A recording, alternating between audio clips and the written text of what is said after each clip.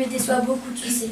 Tiens donc, et pourquoi cela, ma chère cousine? Tu ne vas quand même pas me dire que tu aimes ce genre de spectacle, toi la célèbre détective Agatha Pomme. J'en raffole au contraire. Mais c'est d'une bêtise à pleurer.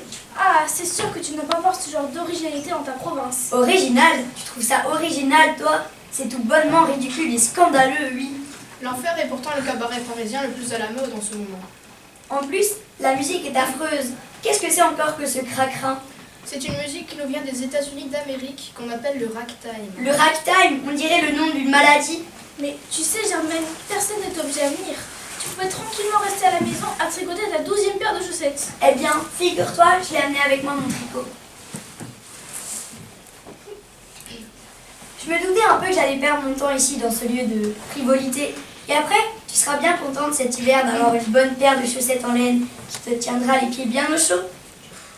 Qu'est-ce qui vous fait croire que M. Navet pourrait être séquestré ici? La dernière fois qu'on l'a vu, il rentrait dans ce cabaret. Et d'après les indicateurs, il n'en est jamais ressorti. Sur plan qu'était-il? Je l'ignore. Hercule Navet a un certain nom pour la cachotterie. Et c'est là le moindre de ses défauts. Pensez-vous qu'il lui soit arrivé malheur? Je ne crois pas.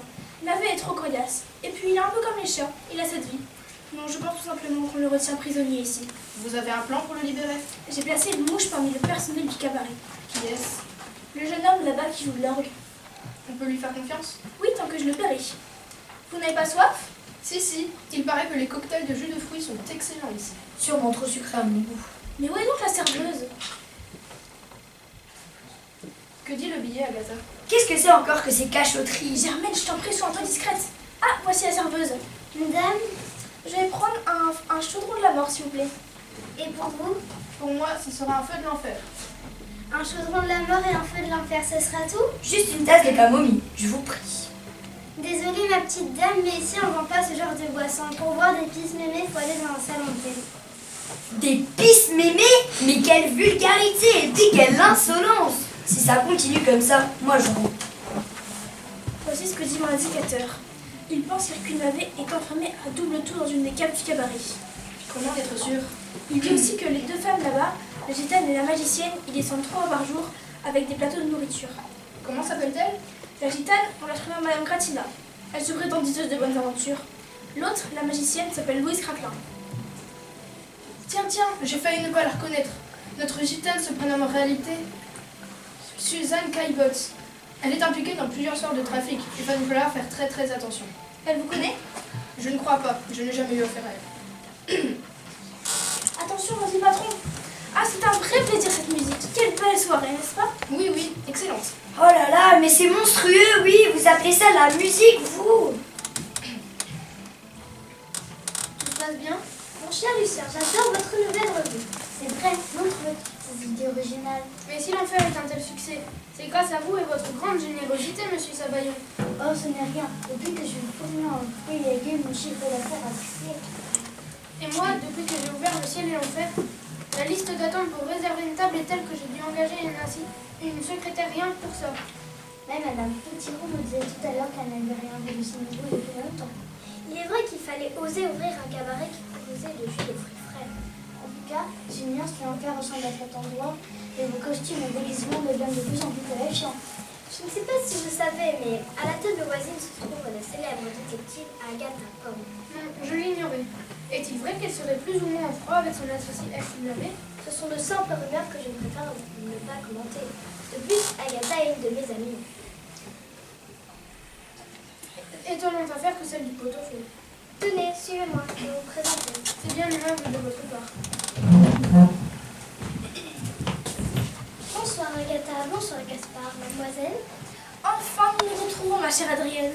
J'ai cru pendant un moment qu'on me faisait la tête. Désolée Agatha de ne pas vous avoir donné de nouvelles, mais mon emploi de chroniqueuse nouvelle me prend tout mon temps. Prenez donc des chaises et venez vous joindre à nous. Nous ne voudrions pas vous déranger. Allons, pas de chichi entre nous, Adrienne. Laissez-moi vous présenter Lucien Tournedou, le propriétaire de ces lieux. Enchantée. Bravo, excellente revue. Ce n'est que du spectacle de divertissement. Rien de comparable avec vos palpitantes aventures. Et voici Monsieur Sabayon, négociant près les bouts. J'ai un grand plan de tête. Seriez-vous sur une nouvelle affaire? Absolument pas. Ma cousine ici présente est de passage à Paris. Et moi, en assistant, lui faisons visiter les lieux à la mode. D'ailleurs, il serait grand temps de nous rentrer. Il commence à se faire tard. et j'aimerais aller me coucher. Dans ce cas-là, vous rateriez le clou de notre spectacle.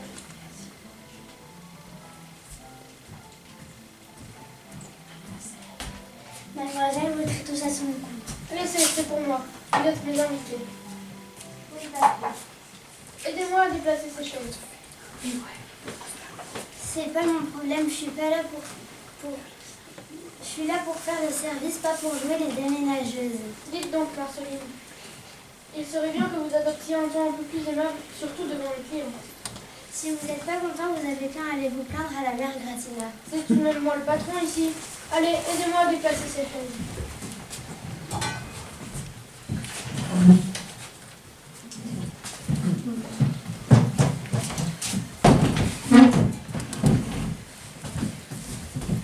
Donc, je vais devoir vous laisser. Le show de Madame Gratina va bientôt débuter. Satana, Mephisto, venez par ici.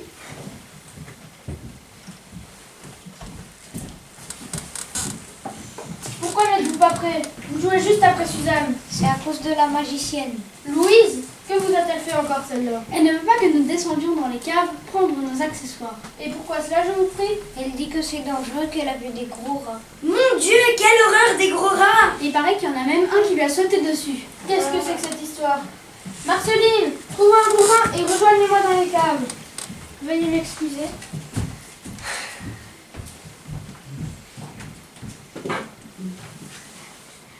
Vous avez l'air tout pâle.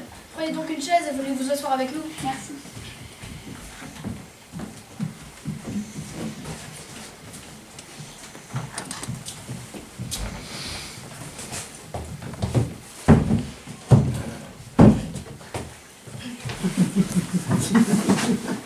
Merci.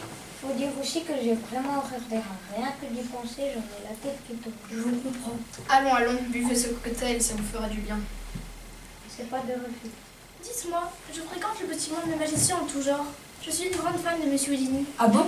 Oui. Depuis quand? Aïe! Qui est-ce qui m'a écrasé le pied? Et pourtant, c'est la première fois que j'entends parler de Madame Gratina et de cette Louise Craquant. C'est normal, elles sont arrivées toutes les deux ici il n'y a pas un mois en disant qu'elles avaient le meilleur numéro de magie du pays.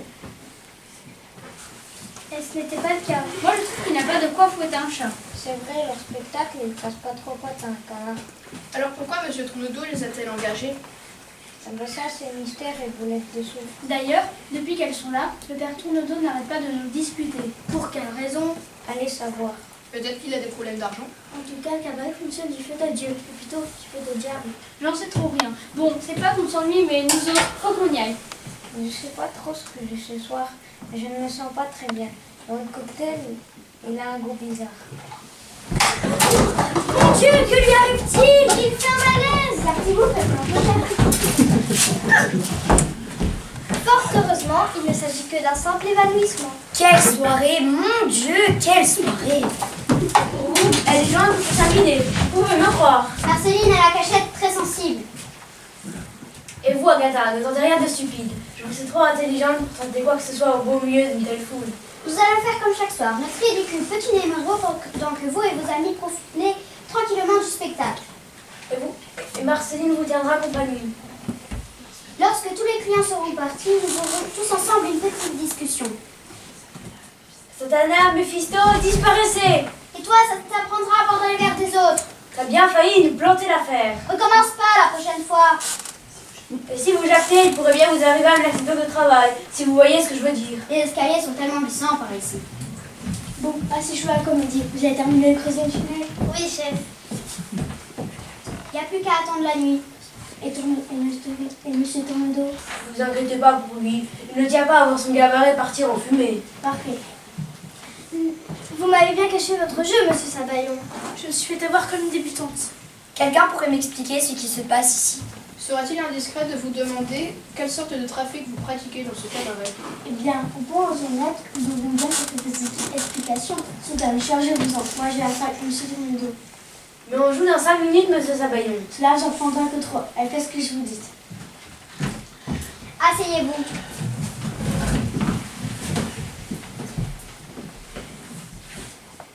Vous avez déjà entendu parler du Maharaja de Tandoori? Vous voulez parler de Tikka Masala?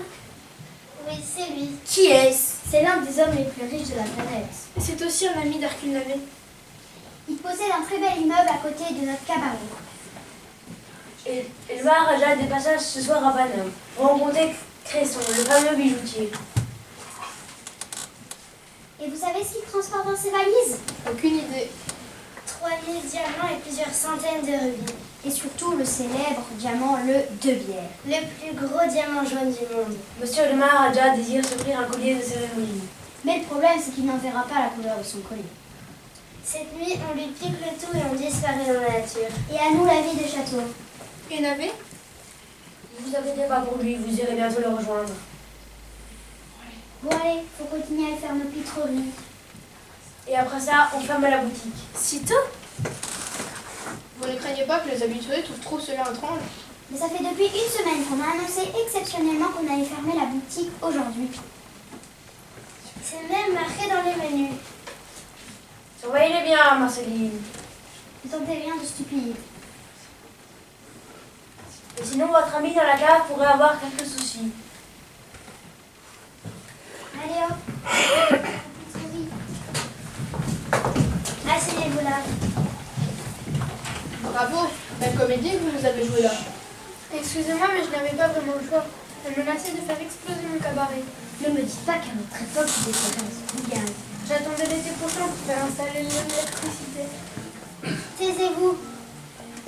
Ça vous ennuie si je tripote pendant votre bête spectacle? Faites ce que vous voulez, mais taisez-vous. Quand je pense que c'est la première fois que je monte à Paris, moi qui pensais passer une petite semaine tranquille et reposante, je me retrouve mêlée à une histoire de brigands. Je te remercie, Agatha. Je te remercie beaucoup. Nos amis ont l'air pressés de terminer leur spectacle. Je ne sais pas qui a imaginé ce show, mais c'est grand n'importe quoi. C'est moi. J'avoue qu'avec tous ces événements, je n'étais pas fort inspirée. C'est le moins qu'on puisse dire. Effectivement, c'est plutôt pathétique. Ah ça, par contre, c'était pas prévu dans le spectacle. De quoi parlez-vous? Normalement, Satana et Méphisto ne sont pas censés assommer nos deux voleuses. En tout cas, ça n'a pas l'air de surprendre les spectateurs. C'est quoi ce bazar là-bas? Vous cinq, vous bougez pas. Elle commence à m'agacer, celle-là. Tiens, goûte-moi ça. Aïe! Je suis annonce que sur un spectateur que vous allez jamais dans 5 minutes.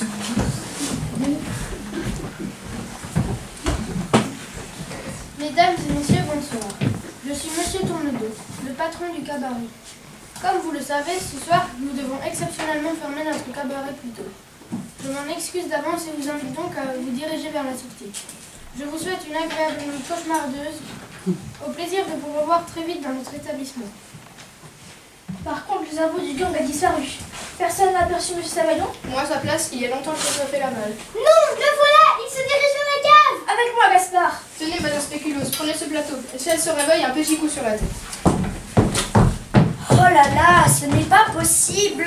Cet endroit porte décidément bien son nom. C'est vraiment l'enfer ici. Et puis, qu'est-ce qu'il veut que je fasse de ça, moi? À mon avis, quelque chose en suivant là. Oh bah non! Mon tricot! Il est complètement fichu. J'en connais une qui va avoir froid aux pieds cet hiver. Assassin! Vandale! Ça y est, on les tient! Réveillez la serveuse! Dommage, elle vient juste de s'endormir. Asseyez-vous là! Alors comme ça, vous êtes de la police judiciaire? Exact, madame Paul. Ça fait longtemps que je suis à la bande des croqueuses de la butte. On a tout de suite compris qu'elle préparait un truc louche. Et on a vu que M. Navet était aussi sur l'artère. Mais impossible de savoir quel mauvais quoi elle préparait. On s'est dit qu'il fallait qu'on aille voir de plus près ce qui s'est passé ici. On a donc réussi à se faire engager pour pouvoir les surveiller de près. On voulait les prendre en flagrant délit. Vous avez le téléphone ici, monsieur Tournedos? Derrière le bar. Je vais appeler nos collègues pour qu'ils nous envoient un cordon. Je peux vous confier aussi, sœur de jour ou regardeuse. À mon avis, nos 4 zigotons ne sont pas prêts de sortir de prison. Et alors, comment va notre cher Navet? Où est-il? Il ne décolère pas. Il dit qu'il s'est fait avoir comme un bleu et que ça lui servira de leçon. Mais nous ne l'avons pas vu remonter. Je ne pense pas qu'il est très envie de se montrer après ces quelques jours d'enfermement. Vous savez, Navet est très pointilleux dans son apparence physique. Un poil de sa moustache de travers et c'est le drame. Exact. Il a emprunté le tunnel que la bande a creusé pour aller rejoindre son ami le Maharaja et lui emprunter une de ses nombreuses salles de bain. Eh bien, Germaine, tu en fais une tête. Je suis désolée de t'avoir entré dans cette petite enquête. J'espère que tu n'en veux pas trop.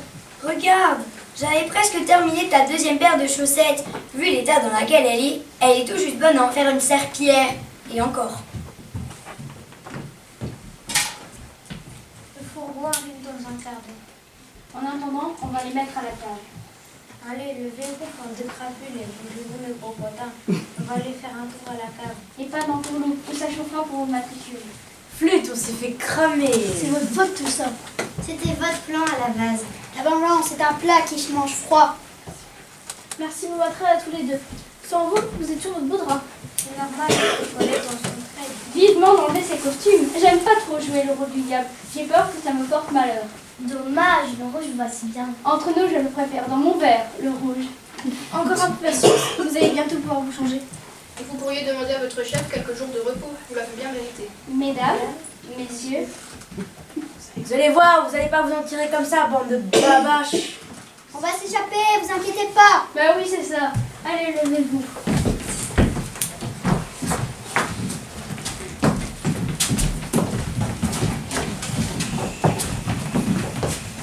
Bon, eh bien, je pense qu'on va nous rentrer. Nous aurons bien mérité de nous reposer après toutes ces émotions. C'est pas trop tôt. Si je n'ai pas mes 10 heures de sommeil, je suis de mauvaise humeur. Eh ben, qu'est-ce que ça doit être alors? Vous m'en pardon? Non, je voulais dire, effectivement, il se fait tard.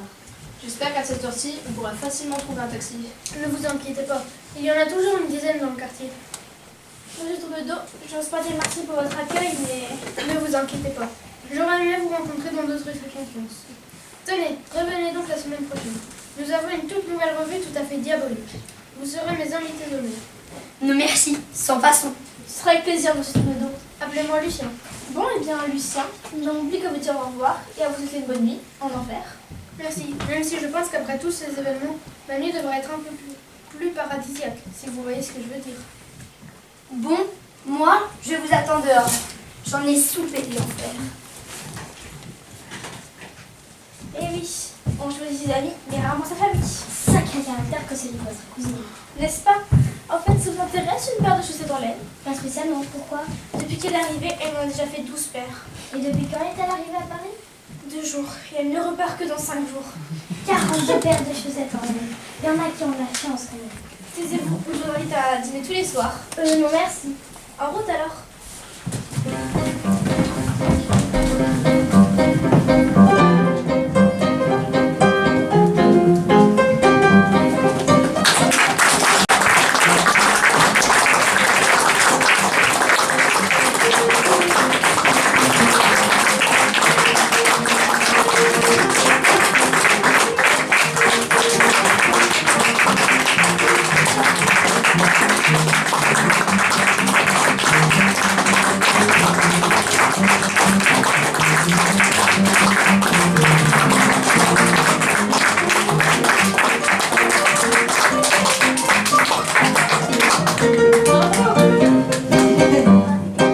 Sacrée performance, hein?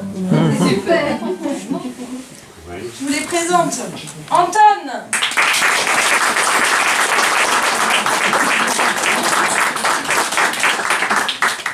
Samuel.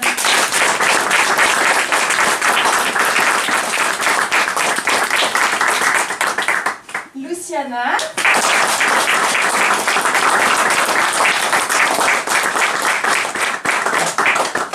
Julia.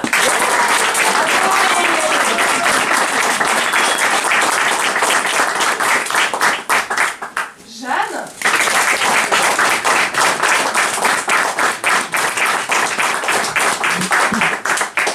Sophie.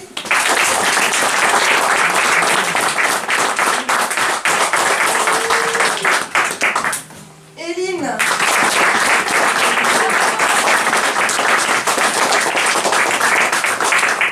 Eva.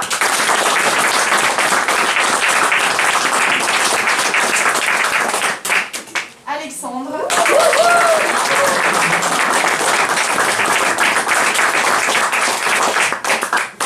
Julien.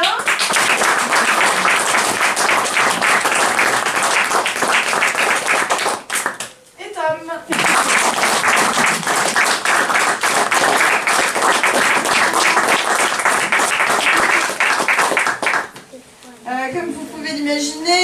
la pièce et le texte, ben, on a bien travaillé, on a beaucoup travaillé toute l'année, enfin à partir du moment où on a trouvé la pièce, parce que c'est vrai que c'était un niveau quand même un peu ardu, mais ils s'en sont très très bien sortis, ils ont bien donné, et donc je voudrais qu'on les applaudisse ensemble.